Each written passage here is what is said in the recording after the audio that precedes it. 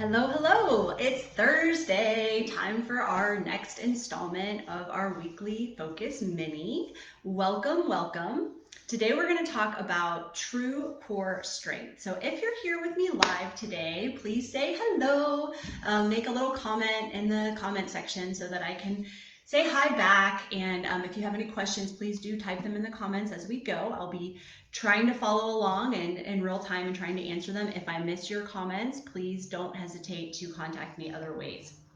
And if you're watching on replay, please also say hello in replay, #replay, so I know that you are getting something out of this. So, hey, Kathy, how are you? Awesome to see you. Okay, so today we're going to talk about true core strength, and this is something that gets my goat a little bit from time to time because there is so much talk out there about core strength in the fitness world, and there are a lot of misconceptions. Yes, core strength is absolutely necessary for stability in the body. It's necessary to support the spine. Unfortunately, what ends up happening is often the cues for core strength. Hey, Danielle, what's up, lady?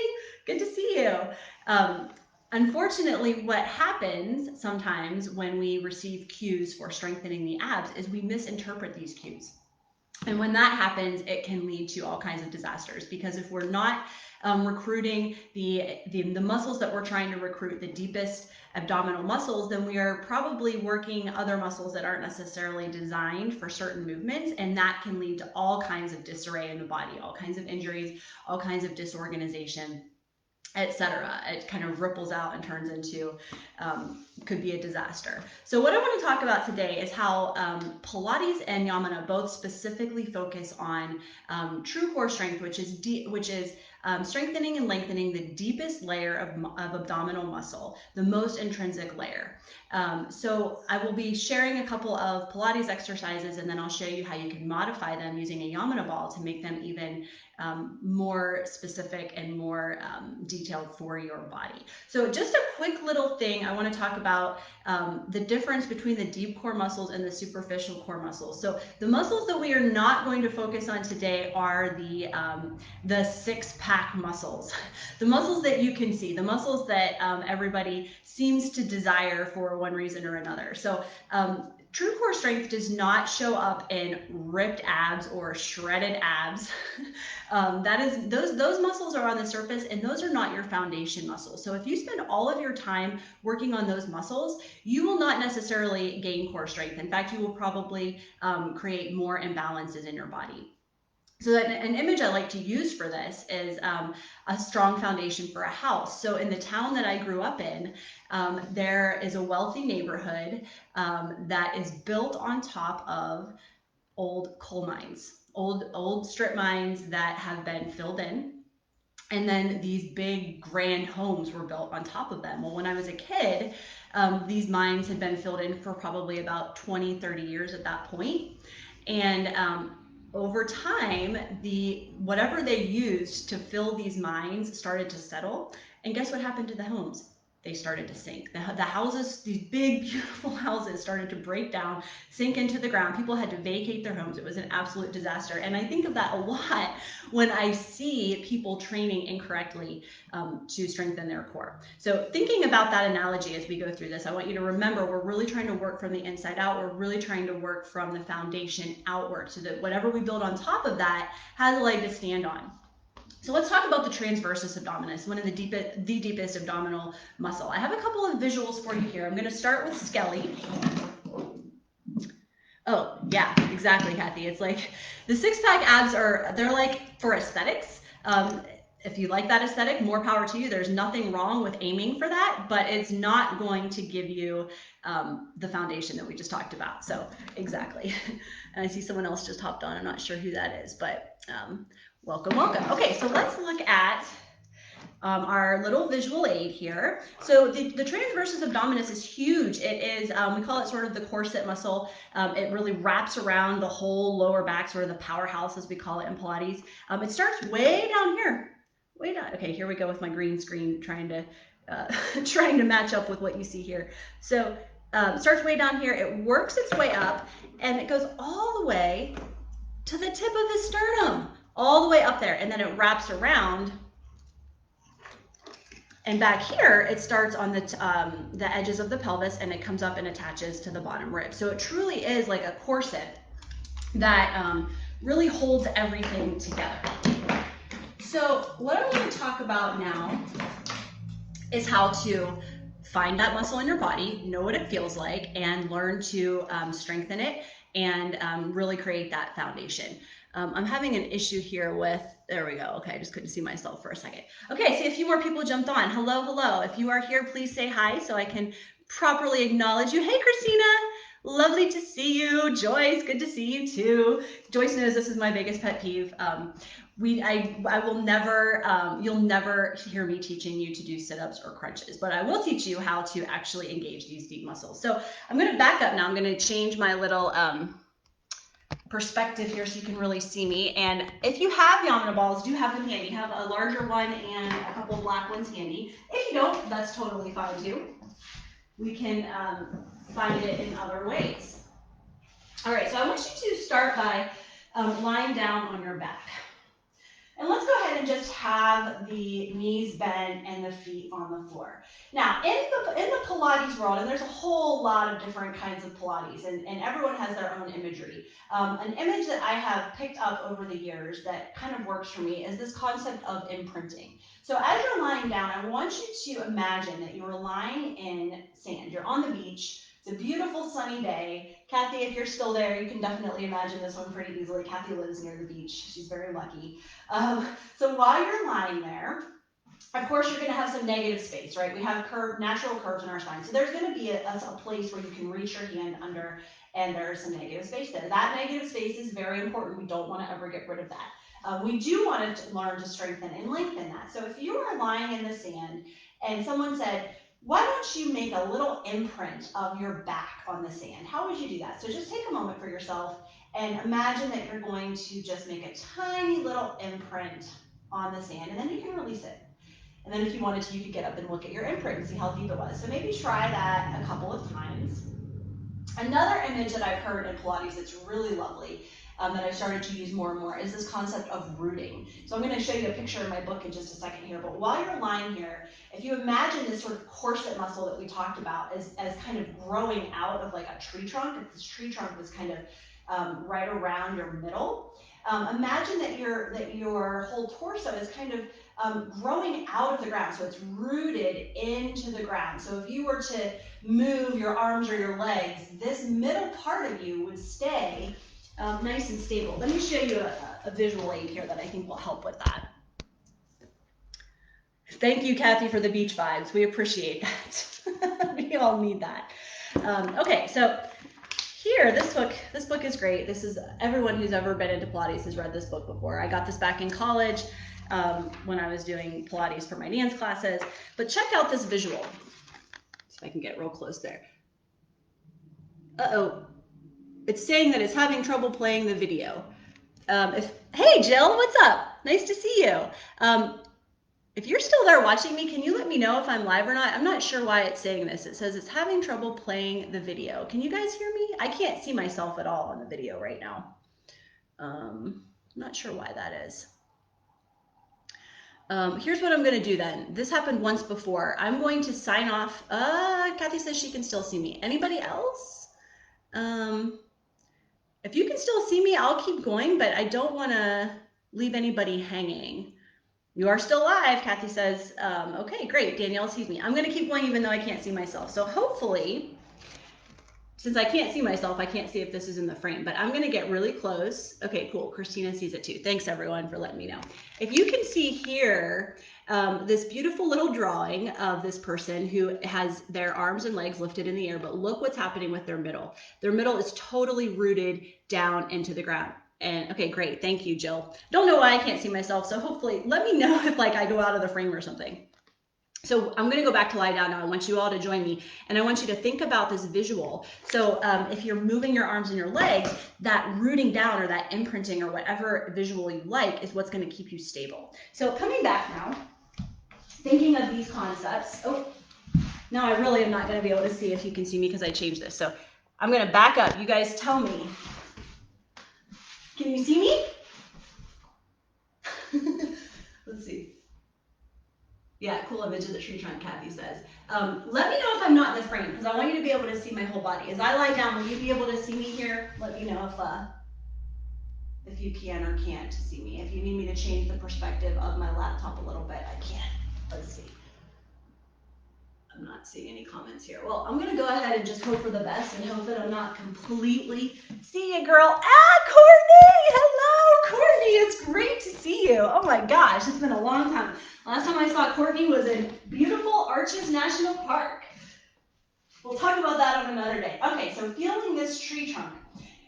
Feel your shoulder blades on the floor. Feel yourself nice and sort of weighted, sort of heavy in the floor. And now take a second, nod your chin to your chest and just lift just your head. Just lift your head. Keep your shoulder blades on the floor. So you're kind of tucking your chin. You're looking at your belly. And then bring your head back down. Try that maybe 2 more times. So we're not, I'm not cueing you any kind of muscle engagement or anything like that right now. You're just doing this and seeing what you notice. Try it once more. Now, as you were doing this, did you feel like your belly was sort of hopping up into the air? Or did you feel like your belly was dropping down into your spine? So a common misconception about contracting the abdominals is that it requires you to push out, to push your belly muscles out. The other common misconception that I see a lot is that people think when they're contracting their belly muscles that they're supposed to like suck in and like really work, do all this effort, and it's really much less effortful than that. Hey, Courtney. Okay, cool. Just making sure I'm catching all the comments. It's much less effort than that. So now while you're lying down, let's try this again.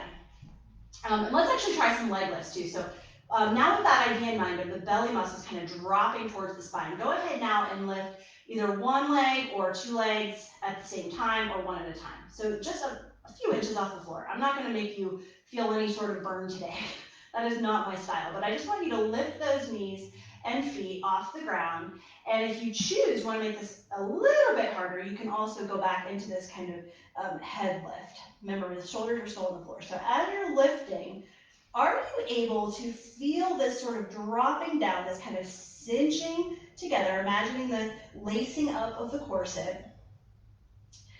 If you're not able to do this, if you're lifting and you're finding that you're kind of coning out or you're really pushing up, I'm gonna show you a couple of little tips to help you find that belly to back connection. So if you think about the front of your spine, the front of our spine is so neglected.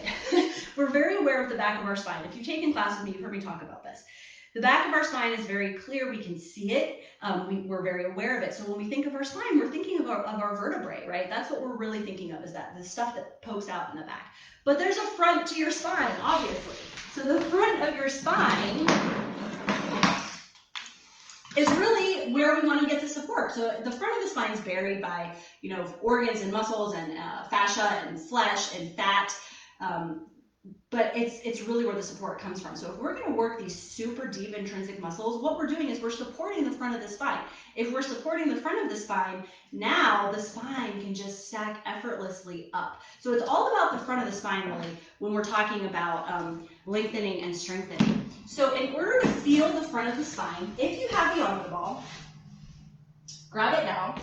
Let's go with the bigger one if you have the bigger one for now. We're going to use the smaller ones in a second too. But I want you to just sort of wedge that ball between your sacrum and the floor, so your low back and the floor. And I want you to get really comfortable here. Okay, so now my whole screensaver came on. I hope I'm still there. Let me know if you can't see me. I want you to get really comfortable, like you're lounging. Like this is just like the chillest thing in the world. You're just back to the beach, right? So you're hanging out here, you're in your beach chair. Make sure your shoulders are relaxed. And I really want you to give all the weight to the ball. If you are lifting up or not, you're kind of afraid that the ball's not going to support you, you're not going to be able to feel this as clearly. So really try to find all of your weight. If this is difficult for you, if you're having a difficult time supporting yourself, put your hands kind of on the floor behind you. Just make sure that you're not crunching those shoulders up. So shoulders are still relaxed. So you're sinking into the ball. And now as you take your inhale, I want you to kind of feel like you're leaning into the ball. As you're exhaling, imagine that you have a laser beam going straight through your belly, into the ball, and out the back of the ball. So this is going to help you achieve that rooting or that imprinting sensation. Try it again. So you're breathing, and you are becoming attached to the ball. That laser beam is going straight through the belly, straight through the ball, and out the back. So it's attaching. You're connecting, as Yamana likes to say, belly to back to ball. So those three components are going to really get you to engage those deepest muscles. Try it one more time for yourself. So sinking and connecting belly to back to ball, feeling the tree trunk, feeling the imprint on the sand. Okay, now you can let the ball go. Lie on your back again. No ball needed at this point. One or two legs lifted. I don't care if your legs are straight or bent or if your shins are parallel to the floor or not. I don't care about any of that right now. What I want you to do is start to lower your feet towards the floor. And I want you to feel that sensation, imagining the ball is still there, allowing the laser beam or the skewer to go straight through into the floor, rooting you to the floor. Rest at the bottom when your feet are on the ground. Now try it again. You're going to try that same sensation as you lift your legs again. So take a little breath for yourself and feeling that belly to back to floor. So just try a couple of reps of these. I don't want you to get fatigued. This isn't an exercise session today. This is just experiential anatomy. So just do it a couple of times and see if you can feel that every time. Now, if you want to take this one step further, if you do have a black pair, grab those. If you don't, you can still totally do this. I would encourage you to make like a little diamond out of your hands and place that little diamond right at the base of your sacrum. But if you have two black Yeoman balls, I'd say go ahead and have them touching. Place them just above the tailbone or so they're straddling the lowest part of your spine. You can go higher or lower. You can kind of find your sweet spot there. Let me just check in and make sure that all is well. Okay, hopefully you can all still see me and hear me. All right, we're gonna try one last thing. So as many of you know, I'm in my Pilates mat certification right now, and I've just completed my first of several performance reviews. And one of my favorite exercises that I've done for years, but I'm like now obsessed with it for whatever reason, I've fallen back in love with it, is corkscrew. And I'm going to teach you a really basic intro version of corkscrew. And I want you to see how when you connect belly to back to floor or ball or beach or whatever it is that you're using in your mind, once you connect that, you can really start to find that stability. So bringing those knees up again, one at a time or both at the same time. And then you can either straighten your legs or you can keep them bent, whichever you want. We're going to make a corkscrew pattern with our knees or our feet, depending. So you're just going to make a tiny little circle. Again, you either have your hands under your sacrum or you have the balls there for support. If the balls are there, you can let your arms be straight down, palms on the floor. Once you've done your first circle, you're going to go the opposite way. You're just going to go the other way. These can be super tiny. In fact, I encourage you to make super tiny circles, because if you start to get really big, you might lose that stability. So try this like 2 or 3 times, circles both ways, and the whole time you want to think about those belly muscles just really dropping toward the spine. Another image that I use a lot in my classes is, remember parachutes from gym class days, when you billow the parachute up and it just starts to kind of very gently, very lightly billow down. That's the gentleness that I want you to give this this engagement of the abs. So again, it's not a feel the burn, contract, shorten. It's none of that. It's very much just like let those belly muscles drop towards the spine. That's it. So try it again for yourself a couple of times with all of these things in mind. I'm going to be quiet for a second so you can tune into your body. I'm also going to check my computer again because the screensaver came back on. I don't know why it's doing that today. If this is feeling really stable and you're able to do this without your torso wobbling around, you can start to make bigger circles. So the more stable you get, the more range you can achieve. So just trying that a few times for yourself. As soon as you start to feel any ounce of fatigue, come off of it. I really encourage people to not overdo it. As soon as the fatigue sets in, Great. Thanks, Kathy, for the feedback. You can still see and hear clearly. That's great.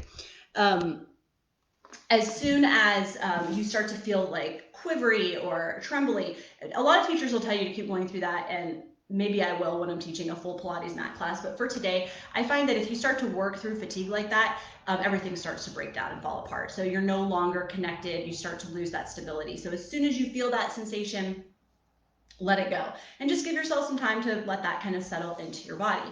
So you can either stay on your back while I finish up talking here, or you can come up and sit and kind of stretch and do whatever feels good in your body, whatever you like to do when after you've done a little movement like that. But I just wanted to mention how this particular concept, this true deep intrinsic core strength, is directly related to your neck and your shoulders. And as you know, we have this tech neck workshop coming up in less than 2 weeks now.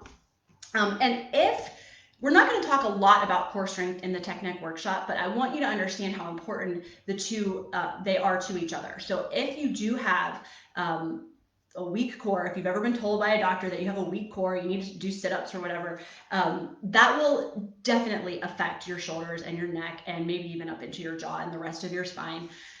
So if you've ever been told that, I want you to understand that connection and knowing that working the shoulders and the neck, upper back area can also help achieve more authentic, more organic core strength. So they're really quite related. They're two separate ends of the same coin, basically.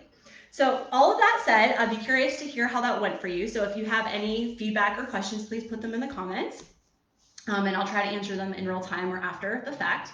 And if you don't want to share publicly, also feel free to just send me a message or call, text, email, all that jazz, whatever mode of communication you prefer. So thanks for being here today. I just want to remind everybody that I have a sort of little contest happening right now.